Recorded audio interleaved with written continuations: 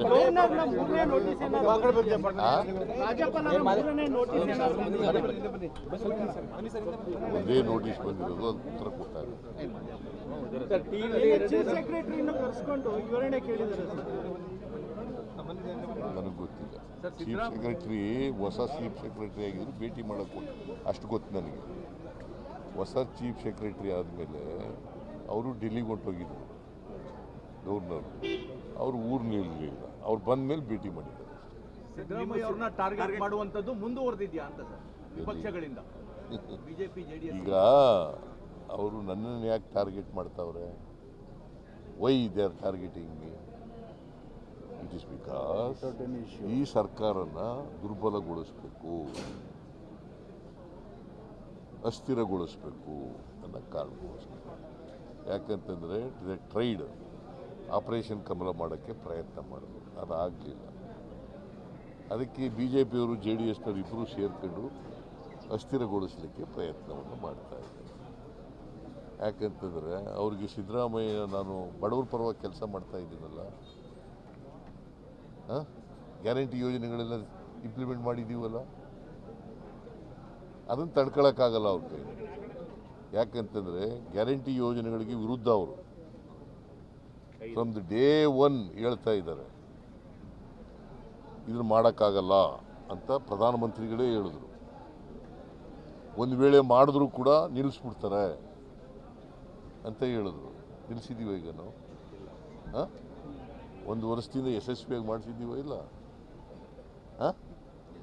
ಅದಕ್ಕೆ ವಿರುದ್ಧವಾಗಿರತಕ್ಕಂಥವ್ರು ಅವರು. ನಿಮ್ ಕಂಡ್ರೆ ಭಯನಾ ಸರ್? ಯಾರಿಗೆ ಭಯ ಅನ್ನೋದಕ್ಕಿಂತ ನಮ್ಮ ಸರ್ಕಾರ ಆಡಳಿತ ಬಡವ್ರ ಪರವಾಗಿದೆ ಅನ್ನೋದು ಅವ್ರಿಗೆ ಭಯ. ವೈಯಕ್ತಿಕ ಭಯ ಇದೆ ಅಂತ ನಾವು ಹೇಳಕ್ಕೆ ಹೋಗಲ್ಲ. ನಾವು ಬಡವ್ರ ಪರವಾಗಿದ್ದೀವಿ, ಬಡವ್ರಿಗೆ ಕೆಲಸ ಮಾಡ್ತಾ ಇದ್ದೀವಿ, ಪರಿಶಿಷ್ಟ ಜಾತಿ ಪರಿಶಿಷ್ಟ ವರ್ಗದವ್ರ ಪರ ಕೆಲಸ ಮಾಡ್ತಾ ಇದ್ದೀವಿ, ಅದು ಭಯ ಅವ್ರಿಗೆ. ಇದ್ರಲ್ಲಿ ಯಶಸ್ವಿ ಆಗ್ತಾರ ಸರ್ ಅಂತ ಈ ರೀತಿಯಾಗಿ ಮಾಡಿ ತಮ್ಮ ಮೇಲೆ ಟಾರ್ಗೆಟ್ ಮಾಡಿ ಸರ್ಕಾರ ದುರ್ಬಲಗೊಳಿಸೋಕೆ ಆಗುತ್ತಾ ಅವ್ರಿಗೆ? ಸುಳ್ಳು ಹೇಳು ಹೋದ್ರೆ ಯಶಸ್ಸು ಸಿಗುತ್ತಾ?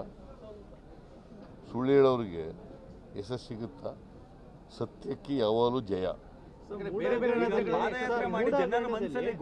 ಸಹಿ ಹಾಕಿಲ್ಲ ನಾ ಯಾವುದಕ್ಕೂ ಪ್ರಭಾವ ಬೀರಿಲ್ಲ ಅಂತ ಹೇಳ್ತಾರೆ. ಅಬ್ರಾಮ್ ಹೇಳ್ತಾರೆ ಯಡಿಯೂರಪ್ಪ ಅವರ ಕೇಸ್ನಲ್ಲೂ ಕೂಡ ಸಹಿ ಹಾಕಿರಲಿಲ್ಲ, ಪ್ರಭಾವ ಬೀರಿದ್ರು ಅಂತ ಹೇಳ್ತಾರೆ.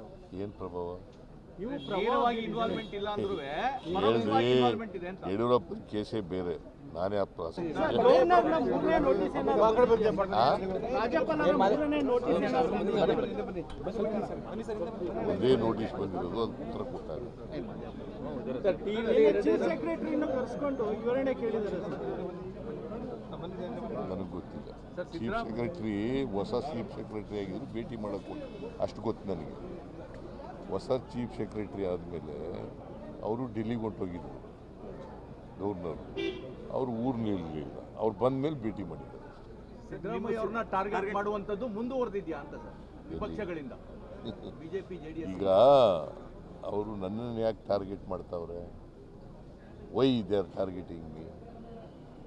ಇಟ್ ಇಸ್ ಬಿಕಾಸ್ ಈ ಸರ್ಕಾರನ ದುರ್ಬಲಗೊಳಿಸಬೇಕು, ಅಸ್ಥಿರಗೊಳಿಸಬೇಕು ಅನ್ನೋ ಕಾರಣಕ್ಕೋಸ್ಕರ. ಯಾಕಂತಂದರೆ ಟ್ರೈಡ್ ಆಪರೇಷನ್ ಕಮಲ ಮಾಡೋಕ್ಕೆ ಪ್ರಯತ್ನ ಮಾಡಿದ್ರು, ಅದಾಗಲಿಲ್ಲ. ಅದಕ್ಕೆ ಬಿ ಜೆ ಪಿಯವರು ಜೆ ಡಿ ಎಸ್ನವರು ಇಬ್ಬರು ಸೇರ್ಕೊಂಡು ಅಸ್ಥಿರಗೊಳಿಸಲಿಕ್ಕೆ ಪ್ರಯತ್ನವನ್ನು ಮಾಡ್ತಾ ಇದ್ದಾರೆ. ಯಾಕಂತಂದರೆ ಅವ್ರಿಗೆ ಸಿದ್ದರಾಮಯ್ಯ ನಾನು ಬಡವ್ರ ಪರವಾಗಿ ಕೆಲಸ ಮಾಡ್ತಾ ಇದ್ದೀನಲ್ಲ, ಗ್ಯಾರಂಟಿ ಯೋಜನೆಗಳೆಲ್ಲ ಇಂಪ್ಲಿಮೆಂಟ್ ಮಾಡಿದ್ದೀವಲ್ಲ, ಅದನ್ನು ತಡ್ಕೊಳಕ್ಕಾಗಲ್ಲ ಅವ್ರ ಕೈ. ಯಾಕಂತಂದರೆ ಗ್ಯಾರಂಟಿ ಯೋಜನೆಗಳಿಗೆ ವಿರುದ್ಧ ಅವರು ಫ್ರಮ್ ದಿ ಡೇ ಒನ್ ಹೇಳ್ತಾ ಇದ್ದಾರೆ, ಇದನ್ನು ಮಾಡೋಕ್ಕಾಗಲ್ಲ ಅಂತ ಪ್ರಧಾನಮಂತ್ರಿಗಳೇ ಹೇಳಿದ್ರು. ಒಂದು ವೇಳೆ ಮಾಡಿದ್ರೂ ಕೂಡ ನಿಲ್ಲಿಸ್ಬಿಡ್ತಾರೆ ಅಂತ ಹೇಳಿದ್ರು. ನಿಲ್ಲಿಸಿದ್ದೀವ ಈಗ ನಾವು? ಒಂದು ವರ್ಷದಿಂದ ಯಶಸ್ವಿಯಾಗಿ ಮಾಡಿಸಿದ್ದೀವ ಇಲ್ಲ? ಅದಕ್ಕೆ ವಿರುದ್ಧವಾಗಿರತಕ್ಕಂಥವ್ರು ಅವರು. ನಿಮ್ ಕಂಡ್ರೆ ಭಯನಾ ಸರ್? ಯಾರಿಗೆ ಭಯ ಅನ್ನೋದಕ್ಕಿಂತ ನಮ್ಮ ಸರ್ಕಾರ ಆಡಳಿತ ಬಡವ್ರ ಪರವಾಗಿದೆ ಅನ್ನೋದು ಅವ್ರಿಗೆ ಭಯ. ವೈಯಕ್ತಿಕ ಭಯ ಇದೆ ಅಂತ ನಾವು ಹೇಳಕ್ಕೆ ಹೋಗಲ್ಲ. ನಾವು ಬಡವ್ರ ಪರವಾಗಿದ್ದೀವಿ, ಬಡವ್ರಿಗೆ ಕೆಲಸ ಮಾಡ್ತಾ ಇದ್ದೀವಿ, ಪರಿಶಿಷ್ಟ ಜಾತಿ ಪರಿಶಿಷ್ಟ ವರ್ಗದವ್ರ ಪರ ಕೆಲಸ ಮಾಡ್ತಾ ಇದ್ದೀವಿ, ಅದು ಭಯ ಅವ್ರಿಗೆ. ಇದ್ರಲ್ಲಿ ಯಶಸ್ವಿ ಆಗ್ತಾರ ಸರ್ ಅಂತ ಈ ರೀತಿಯಾಗಿ ಮಾಡಿ ತಮ್ಮ ಮೇಲೆ ಟಾರ್ಗೆಟ್ ಮಾಡಿ ಸರ್ಕಾರ ದುರ್ಬಲಗೊಳಿಸೋಕೆ ಆಗುತ್ತಾ ಅವ್ರಿಗೆ ಅಂತ? ಸುಳ್ಳು ಹೇಳು ಹೋದ್ರೆ ಯಶಸ್ಸು ಸಿಗುತ್ತಾ? ಸುಳ್ಳು ಹೇಳೋರಿಗೆ ಯಶಸ್ಸು ಸಿಗುತ್ತಾ? ಸತ್ಯಕ್ಕೆ ಯಾವಾಗಲೂ ಜಯ. ಬೇರೆ ಬೇರೆ ಪಾದಯಾತ್ರೆ ಮಾಡಿ ಜನರ ಮನಸ್ಸಲ್ಲಿ ಗೊಂದಲ ಸಹಿ ಹಾಕಿಲ್ಲ ಯಾವುದಕ್ಕೂ ಪ್ರಭಾವ ಬೀರಿಲ್ಲ ಅಂತ ಹೇಳ್ತಾರೆ. ಅಬ್ರಾಮ್ ಹೇಳ್ತಾರೆ ಯಡಿಯೂರಪ್ಪ ಅವರ ಕೇಸ್ನಲ್ಲೂ ಕೂಡ ಸಹಿ ಹಾಕಿರಲಿಲ್ಲ, ಪ್ರಭಾವ ಬೀರಿದ್ರು ಅಂತ ಹೇಳ್ತಾರೆ ಅವರು. ಏನು ಪ್ರಭಾವ? ನೀವು ನೇರವಾಗಿ ಇನ್ವಾಲ್ವ್ಮೆಂಟ್ ಇಲ್ಲ ಅಂದ್ರೂ ಹೇಳ್ರಿ, ಇನ್ವಾಲ್ವ್ಮೆಂಟ್ ಇದೆ ಅಂತ. ಯಡಿಯೂರಪ್ಪನ ಕೇಸೇ ಬೇರೆ, ನಾನೇ ಆ ಪ್ರಾಸಿಕ್ಯೂಷನ್.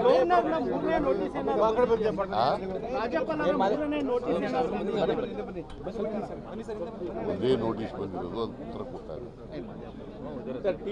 ಚೀಫ್ ಸೆಕ್ರೆಟರಿನ ಕರೆಸ್ಕೊಂಡು ವಿವರಣೆ ಕೇಳಿದ್ದಾರೆ ಸರ್. ನನಗೆ ಗೊತ್ತಿಲ್ಲ. ಚೀಫ್ ಸೆಕ್ರೆಟರಿ ಹೊಸ ಚೀಫ್ ಸೆಕ್ರೆಟರಿ ಆಗಿದ್ರು ಭೇಟಿ ಮಾಡೋಕ್ಕೆ ಅಷ್ಟು ಗೊತ್ತು ನನಗೆ.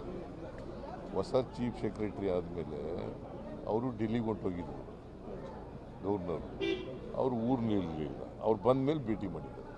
ಸಿದ್ದರಾಮಯ್ಯ ಅವ್ರನ್ನ ಟಾರ್ಗೆಟ್ ಮಾಡುವಂತದ್ದು ಮುಂದುವರೆದಿದ್ಯಾ ಅಂತ ಸರ್ ವಿಪಕ್ಷಗಳಿಂದ ಬಿಜೆಪಿ ಜೆಡಿಎಸ್? ಈಗ ಅವರು ನನ್ನನ್ನು ಯಾಕೆ ಟಾರ್ಗೆಟ್ ಮಾಡ್ತಾವ್ರೆ? Why they are targeting me? It is because ಈ ಸರ್ಕಾರನ ದುರ್ಬಲಗೊಳಿಸಬೇಕು,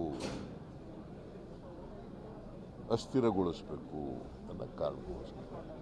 ಯಾಕಂತಂದರೆ ಟ್ರೈಡ್ ಆಪರೇಷನ್ ಕಮಲ ಮಾಡೋಕ್ಕೆ ಪ್ರಯತ್ನ ಮಾಡಿದ್ರು, ಅದಾಗಲಿಲ್ಲ.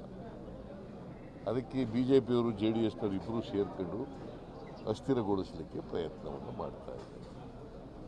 ಯಾಕಂತಂದರೆ ಅವ್ರಿಗೆ ಸಿದ್ದರಾಮಯ್ಯ, ನಾನು ಬಡವ್ರ ಪರವಾಗಿ ಕೆಲಸ ಮಾಡ್ತಾ ಇದ್ದೀನಲ್ಲ, ಗ್ಯಾರಂಟಿ ಯೋಜನೆಗಳೆಲ್ಲ ಇಂಪ್ಲಿಮೆಂಟ್ ಮಾಡಿದ್ದೀವಲ್ಲ, ಅದನ್ನು ತಡ್ಕೊಳಕ್ಕಾಗಲ್ಲ ಅವ್ರ ಕೈ. ಯಾಕಂತಂದರೆ ಗ್ಯಾರಂಟಿ ಯೋಜನೆಗಳಿಗೆ ವಿರುದ್ಧ ಅವರು ಫ್ರಮ್ ದ ಡೇ ಒನ್ ಹೇಳ್ತಾ ಇದ್ದಾರೆ, ಇದನ್ನು ಮಾಡೋಕ್ಕಾಗಲ್ಲ ಅಂತ ಪ್ರಧಾನಮಂತ್ರಿಗಳೇ ಹೇಳಿದ್ರು. ಒಂದು ವೇಳೆ ಮಾಡಿದ್ರೂ ಕೂಡ ನಿಲ್ಲಿಸ್ಬಿಡ್ತಾರೆ ಅಂತ ಹೇಳಿದ್ರು. ನಿಲ್ಲಿಸಿದ್ದೀವ ಈಗ ನಾವು? ಒಂದು ವರ್ಷದಿಂದ ಯಶಸ್ವಿಯಾಗಿ ಮಾಡಿಸಿದ್ದೀವ ಇಲ್ಲ? ಅದಕ್ಕೆ ವಿರುದ್ಧವಾಗಿರತಕ್ಕಂಥವ್ರು ಅವರು. ನಿಮ್ ಕಂಡ್ರೆ ಭಯನಾ ಸರ್? ಯಾರಿಗೆ ಭಯ ಅನ್ನೋದಕ್ಕಿಂತ ನಮ್ಮ ಸರ್ಕಾರ ಆಡಳಿತ ಈ ಬಡವ್ರ ಪರವಾಗಿದೆ ಅನ್ನೋದು ಅವ್ರಿಗೆ ಭಯ. ವೈಯಕ್ತಿಕವೂ ಭಯ ಇದೆ ಅಂತ ನಾವು ಹೇಳಕ್ಕೆ ಹೋಗಲ್ಲ. ನಾವು ಬಡವ್ರ ಪರವಾಗಿದ್ದೀವಿ, ಬಡವ್ರಿಗೆ ಕೆಲಸ ಮಾಡ್ತಾ ಇದ್ದೀವಿ, ಪರಿಶಿಷ್ಟ ಜಾತಿ ಪರಿಶಿಷ್ಟ ವರ್ಗದವ್ರ ಪರ ಕೆಲಸ ಮಾಡ್ತಾ ಇದ್ದೀವಿ, ಅದು ಭಯ ಅವ್ರಿಗೆ. ಇದ್ರಲ್ಲಿ ಯಶಸ್ವಿ ಆಗ್ತಾರ ಸರ್ ಅಂತ ಈ ರೀತಿಯಾಗಿ ಮಾಡಿ ತಮ್ಮ ಮೇಲೆ ಟಾರ್ಗೆಟ್ ಮಾಡಿ ಸರ್ಕಾರ ದುರ್ಬಲಗೊಳಿಸೋಕೆ ಆಗುತ್ತಾ ಅವ್ರಿಗೆ ಅಂತ? ಸುಳ್ಳು